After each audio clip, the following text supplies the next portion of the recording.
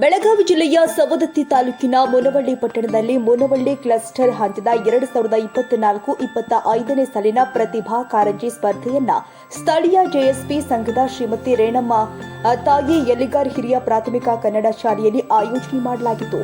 ಮುನವಳ್ಳಿ ಶ್ರೀ ಸೋಮಶೇಖರ ಮಠದ ಪೂಜ್ಯರು ಆದ ಶ್ರೀ ಮುರುಘೇಂದ್ರ ಮಹಾಸ್ವಾಮಿಗಳು ಜ್ಯೋತಿ ಬೆಳಗಿಸಿ ಕಾರ್ಯಕ್ರಮ ಉದ್ಘಾಟಿಸಿದ್ರು.